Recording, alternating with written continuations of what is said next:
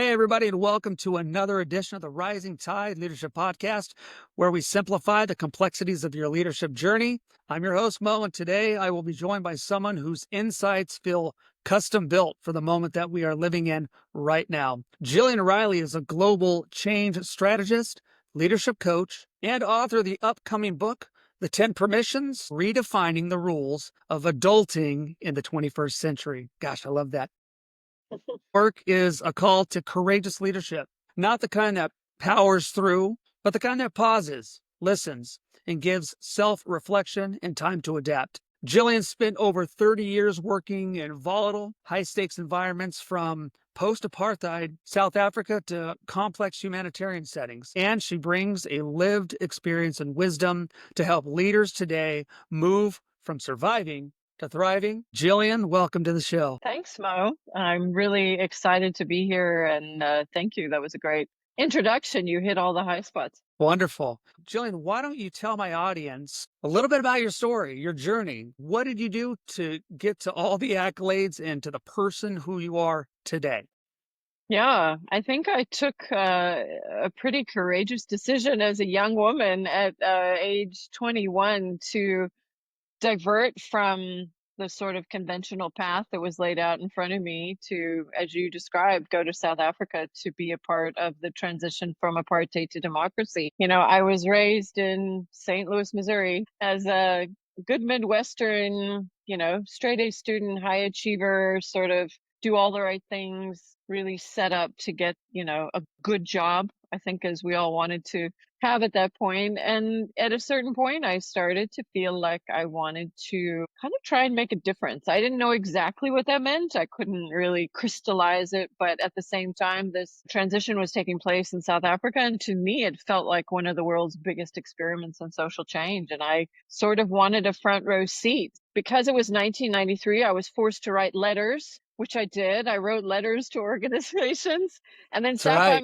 sat by my mailbox and waited for the response to come back. And when I got a response from a human rights organization based in Johannesburg, I jumped up and down, and that was my ticket to this, path that at the time I didn't have any idea where it was heading. And frankly, it was supposed to be like, I'll go for 6 months, I'll get some good experience, I'll come back home. And in reality, I just started to get exposed to so much of interest, so many experience I could never have at home, that obviously I decided to stay a little bit longer and get into the business of social change, but I would even call it human growth and change. As you described, I was sort of in a lot of different countries working, on a lot of complex social problems. And then also working at an organizational level, I then sort of pivoted more to the organizational side, working a lot on leadership, strategy and culture, and eventually then also working with individuals. So yeah, it's been a winding and really beautiful path of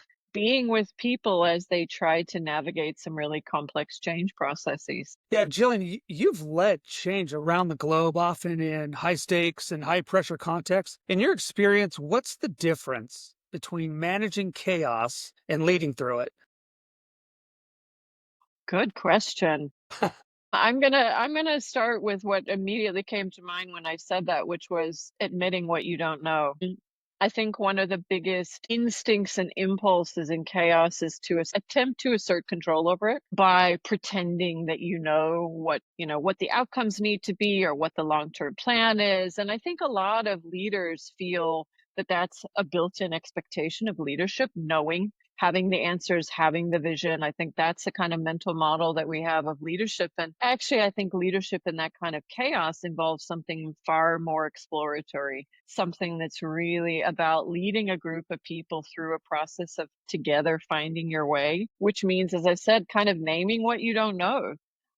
Naming the experiments you have to run, I think it's more of a case of sort of small experiments over big grand plans. I think it's being really, really active learners. And these things, my word permission is going to come in there, because these are not things that, come to mind as part of a traditional leadership function, which is far more about having big fixed plans, having grand visions, having the answers and executing on them. And I think that's why a lot of people, when they find themselves in chaotic environments, get a little bit consumed by feelings of anxiety or inadequacy, like, I'm not doing this right.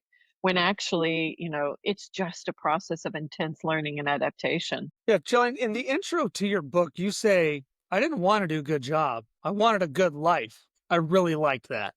And that's really radical for many leaders Mm. today. However, the younger generation, Gen Z, is grabbing onto that a little bit more. So, how has that personal pursuit shaped the kind of leadership that you advocate for?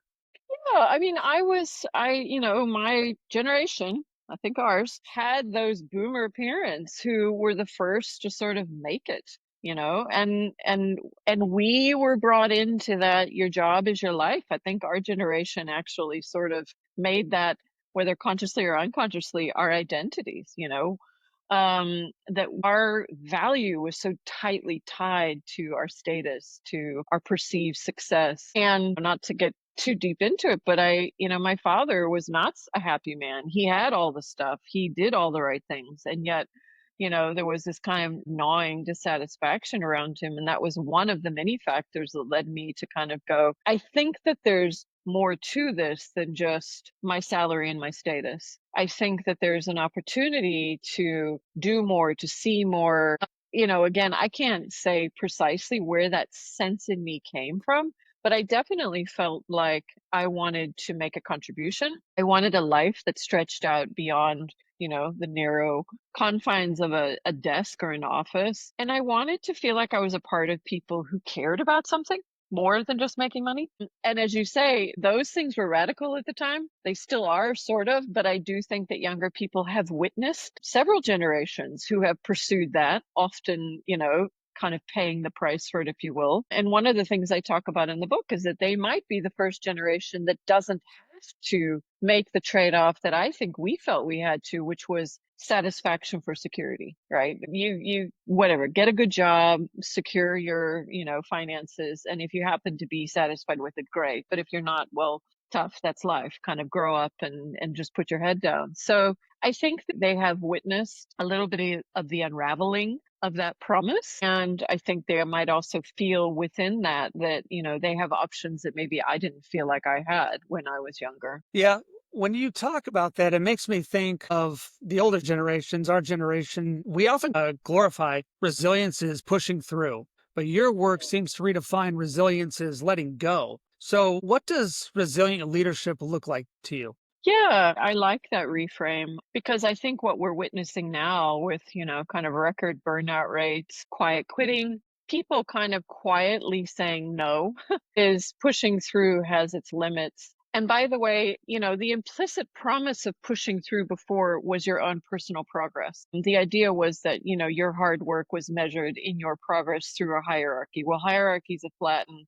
People get laid off regardless of their performance. I think the emptiness and the hollowness of the idea that hard work pays off is very alive and well for people right now. And a lot of what I'm talking about in the book is finding alternatives to some of the promises that have proven over the past decades to not reward us in the way that they once did. So as you say, I think, for me, resilience is kind of an adaptability. If something isn't working, as you say, let it go, move on, find the next thing, which is, I know will immediately send off alarm bells for a lot of people that see that as a lack of consistency or a lack of loyalty. I don't see it as that. I see it as you finding ways to make your best contribution. And I think leaders, if again to use my language, need to have feel permitted to acknowledge the fact that sometimes pushing through things doesn't lead to the kind of progress, either individual or collective, that we kind of think it should.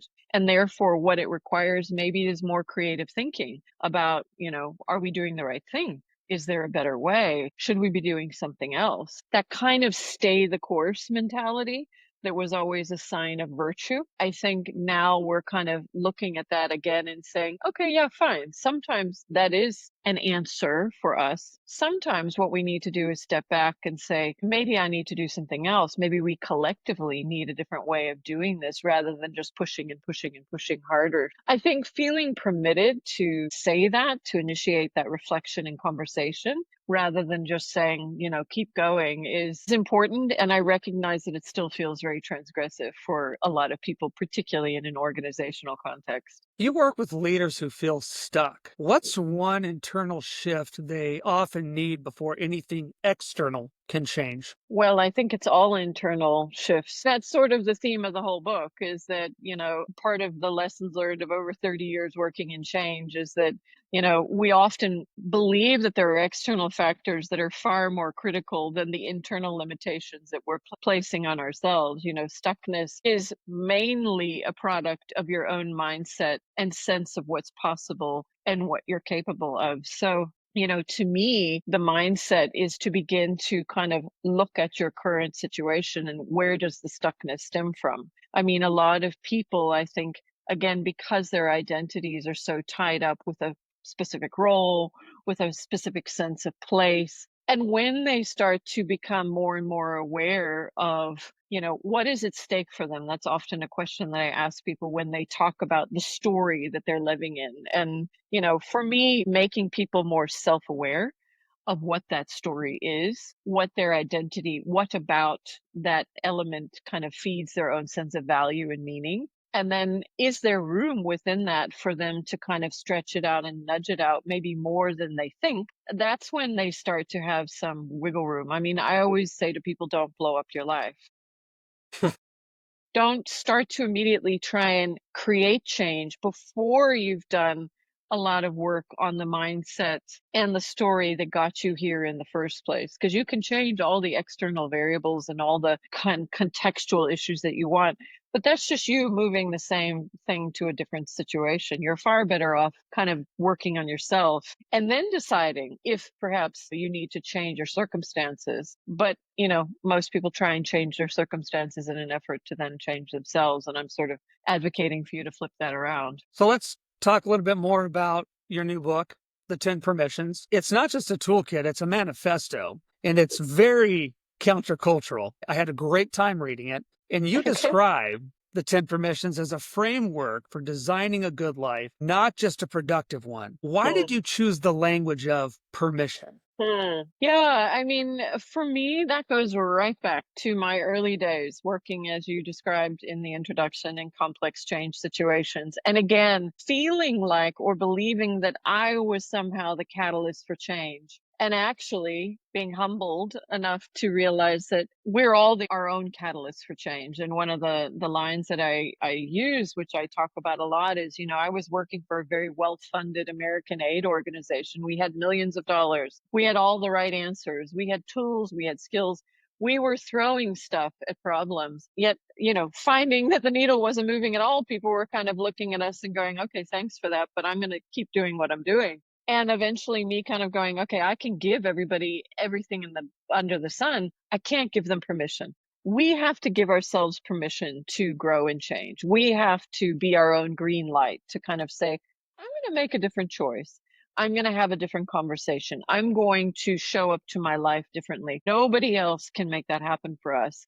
And I think as adults, what often happens is that it's not that we're consciously waiting for somebody to give us permission, but we're not used to explicitly giving it to ourselves. So we kind of can drift, we can be sort of unconscious.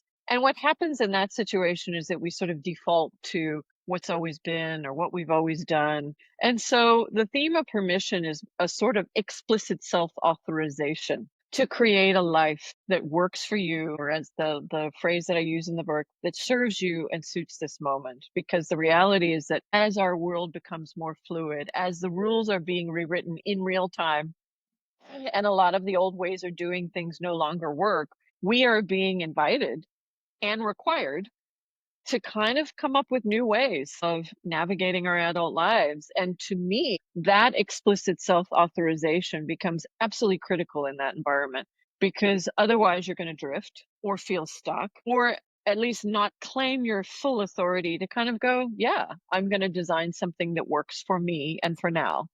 So yeah, it's born out of my experience and change, but I think it's super duper relevant for right now. One of the most powerful chapters in the book that I read was Forget About the Future. I mean, that one really hit me. In a leadership culture obsessed with vision and planning, and I have to admit, that's sometimes where I live. That's a big swing. So, can you unpack that? I love that you picked up on that one because from a I get it. I mean, from a leadership context and in an organizational context, that's probably the most sort of out there one of them all, right? I mean, and trust me, I made a living as a strategy consultant for, almost a Right. decade of the 1990s, and it always started with what's the vision? What's the plan? What's Exactly. and then you worked your way backwards. And there was an assumption that, if you didn't have that, you were not able to operate, you were not able to optimize sort of your resources. And obviously, given that you've read it, what I'm suggesting is that in a fluid world, that preoccupation with pretending that we have this long-term clarity is not only foolish, but it's counterproductive, because what it oftentimes does is keep us from really kind of leveraging as much learning from the present tense as we can, from being as adaptive and as willing to kind of change course as we need to be. It kind of puts us then in this type of execution mode that, as we all know, can just be head down, implement the plan. And how many times do you start implementing the plan? You find out, Right. oh, gosh, actually, the situation's changed, but oh, well, that's the plan. So we'll just keep doing what we're doing. So I, talk about sort of have a direction mindset, have a general sense of where you want to go, perhaps work in slightly shorter time frames that don't kind of leave you in this deeply responsive day by day mode, but certainly recognize that for a lot of people, they can't see next year clearly. And that isn't the problem or the fault that they might feel it is. It means that they've got to be super responsive and adaptive. And I think that's what we need to be right now. And I absolutely recognize that it is deeply transgressive for a lot of leaders to say, wait, you mean you want me to? So what I think happens is a lot of people produce those documents anyway, and it's kind of papering over a reality that we don't really know. We're going to take our best guess, and that's fine. I also say have an intention, have an idea, hold it lightly, and then get really, really sort of stuck into the present, to the short term, so that you can be as, sort of actively learning about what is shifting and changing as you need to be. I'd like to back up and talk about chapter one. Jillian, what does it mean to be willful in the best way possible? Yeah, because obviously it's a little bit of a tongue in cheek. All of them are a little bit kind of cheeky, as they would say. Yeah. The willful child was kind of the problematic one. They were the pain in the butt. They were the ones you didn't want to deal with. So I think the reality is that in our own minds and in our worlds, we have come to equate goodness with a degree of compliance. We have been conditioned in many ways to outsource our will and our want to everybody around us, to our parents, to our family, to our culture, to our organization, to the point that, a lot of times when you ask people what they want, even at the most basic level, they have a very hard time answering that question. I mean, I work with people, and forget about what do you want to be when you grow up or what do you want your purpose to be. Ask them what they want to have for lunch. Ask them what they want to do on a Saturday evening. And they're first, they literally will pause, or then they might say, I don't know, what do you want? So, many of us, and I dare say most of us, have been conditioned to feel that our desire is problematic. It's greedy, it's selfish, it's an assertion of ourselves on others that's somehow undesirable. And I think in a, 20th century, very hierarchical, fairly predictable world, we didn't need desire in the same way. Now, I think part of what we're seeing in young adults who get put out into a world where they're overwhelmed with options and choice. They're also overwhelmed with voices coming at them, each one telling them something else is right, or they should do this or do that. That need to ask yourself and answer the question, what do I want, is more important than ever, because otherwise you're going to find yourself a victim of serious overwhelm and probably inertia. On the flip side, in a very fluid world, it's adaptive to what you want. So more than ever, if you say, for instance, I want to create a podcast. You can. If Right. you want to go and, to me, it's one of the great promises of AI is that it's going to unleash a creative capability in individuals that was previously unthinkable. I wanted to create a website for myself. I did it myself. That was unthinkable to me 6 months ago. So what's coming with AI is the ability to say, I want to do this. Can you help me do it? and then figure out how to do it. So I think this is a world that's going to reward will in a way that a 20th century world resented it. And it will equally penalize you if you're not able to kind of name it, own it, and act on it. So it feels really hard for a lot of people, but to me, it sort of sits at the crux of these 10 permissions. I'd like to peel back the curtain on chapter 2. You say go astray. And so, what does that teach us about navigating change? Yeah, I mean, the simplest way I find myself describing it to people is sort of choose change before it chooses you. You've got to, the way that I think about this now, Mo, having worked in the business, if you will, of change management at an organizational level for such a long time, is that this is almost like individual change management. This is like personal change management becoming a 21st century skill set. So you can sit around and say, I'm going to follow the old playbook. I'm going to, make my one big choice in terms of my, profession or my career. And then my playbook is to hold on to that for as long as I can until I get bumped out. The problem with that being that when you do get bumped out, you have no lived experience of navigating change. All you've done is hold the course for as long as you can. So you're then flat footed trying to go, okay, now what? This is kind of saying embed change in your life.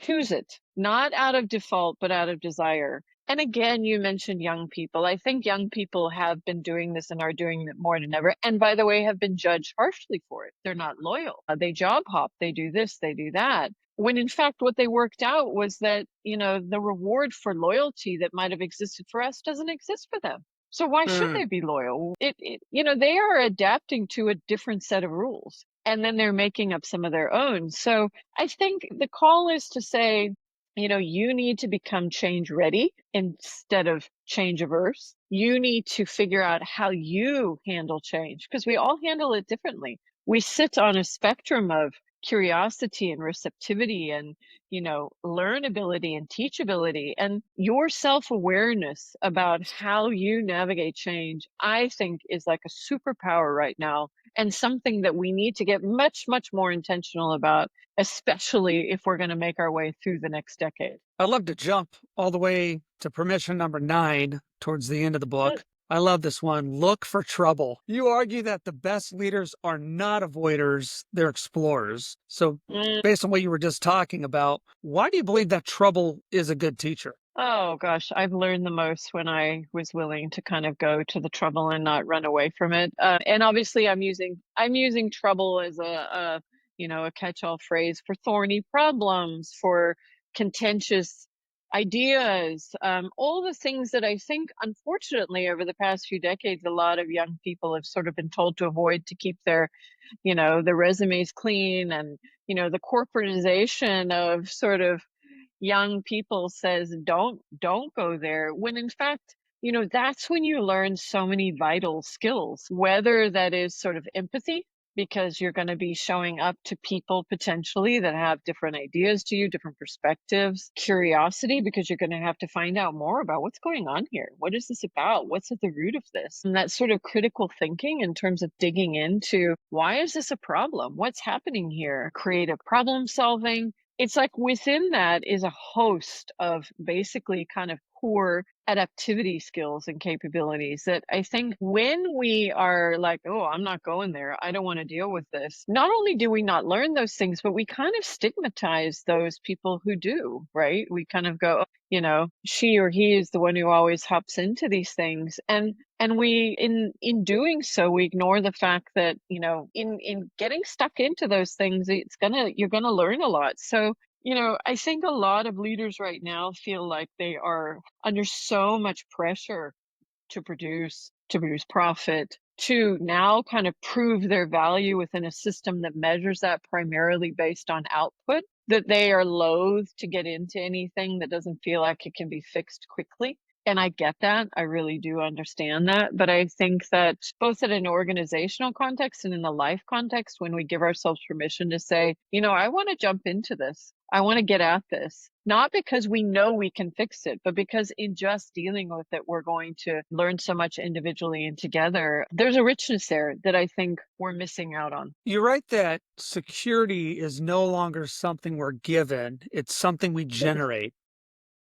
What does that require of today's leaders? One of the basic themes of the book is that part of this unraveling that we're experiencing is the idea that institutions would look after us, and that if we, in exchange for our loyalty and hard work, we would buy security from a job, from a role, from a company. And I think right now, I think this is part of what sits at the core of a lot of generational sort of conflict and confusion, if you will, is that I think a lot of younger people know categorically that's not the case. There is no security. They are a little more transactional, if you will, in the fact that they accept the fact that they're there for a certain time and that might not be forever, and that a lot of leaders, are dealing with people who potentially have a different set of expectations, if you will, about what the job is going to offer them, and a different sense of therefore what they are required to offer to the job. I think particularly Gen X, we were the ones who are like, I'll give you all of me, I'll work until 11 o'clock at night. And the implicit promise of that, as I said earlier, was progress and it was security. And that if you did that, well, you would prove yourself and you'd make your way up, if you will, through ladders. Well, those ladders don't exist anymore. Everybody knows it. We're dealing with constant layoffs. We are sitting in a hugely precarious time in terms of people understanding the role that their jobs play in their broader security. More people have multiple things going on. They've got a portfolio, they've got different things on their plates. And I think, the exchange of what the individual gives to his or her job is something that's very different, and it's changing for a lot of people. And it's one of the conversations that I would really encourage leaders to have with their teams. Kind of, people are coming into the workplace now with very different mindsets about the role that work plays in their broader security. And I think it's worth, as part of a general conversation around culture and around the way that you operate, what our mutual expectations are, to kind of, explore that a little bit and understand what people's expectations are, what their desires are in terms of what their job is going to offer them. Jillian, what permission have you had the hardest time granting yourself? That's a very good one. I'm going to go with the last one, which is make believe. And I'm going to refer to this book. It took me a very long time. I started it during COVID, and it was supposed to be a PDF that was going to kind of summarize the IP for a business that looked a little bit different than this was. And I sort of found myself, as I describe in the book, evolving with it, sort of realizing that it was becoming something different. The world was all at the same time. And, I knew that I wanted to write this kind of sleek, if you will, and, useful little guide. And there was a part of me that was like, do I have the authority to do that? Is that going to be useful? Is that something that I believe I can make? So, I think all of us go through that when we try and make something new, when we try and put like almost the truest version of ourselves out into the world. There's this like, well, what's that going to be like? And I think it's really important to acknowledge that it's not easy. It's not seamless. It's not something that everybody runs through with, their arms up in the air. It's like, it's a process of finding your way through it. And it took me a while. And it's a daily practice of kind of going, yeah, I am allowed to put my voice into the world and my thoughts into the world in the truest way possible, and to do it with confidence and clarity. And yeah, no matter how old you get or no matter who you are, I think that's something that you need to give yourself permission to do kind of routinely. As I was reading this book, thinking of permission slips, I remember I was in fourth grade and I got caught in the hallway outside of class during class time, and I did not have a permission slip. So I got in trouble.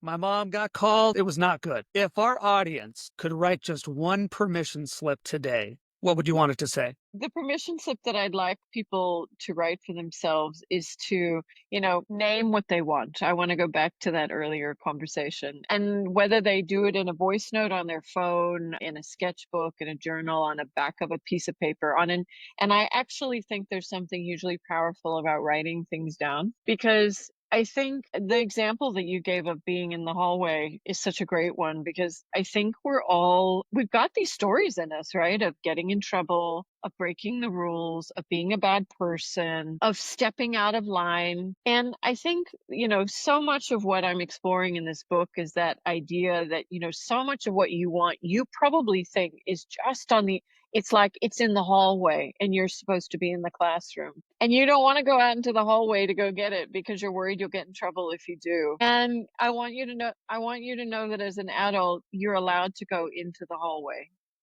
Okay.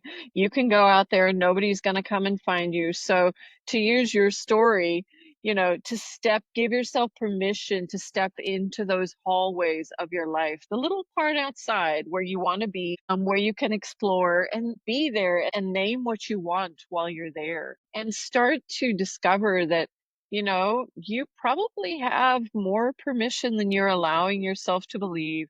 You've got your authority, you're fully grown up. Nobody's going to come and call your mom. So step into that desire of what is it that I want? And then, put it aside and come back to it and keep sort of looking at it and say, maybe some of it is stuff that I could start taking small steps to discover from exactly where I am right now. Thank you for the permission.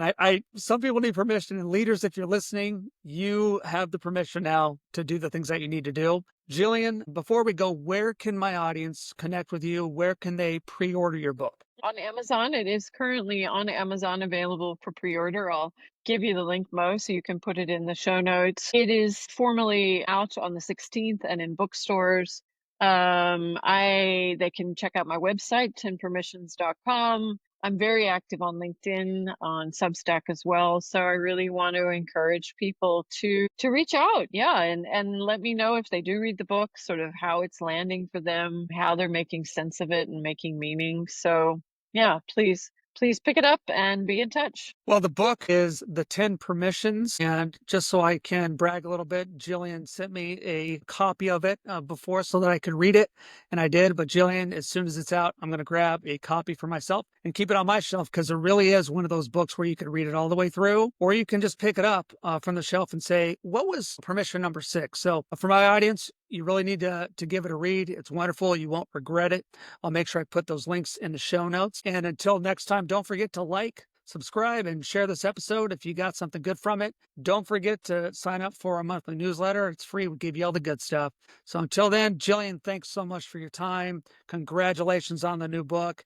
And I look forward to following your successes in the future. Thanks, Mo. And I really appreciate you allowing me into these conversations that you're hosting. I think they're super valuable right now as we all try and, find our way through this interesting and challenging time. You got it. We'll see you all next time.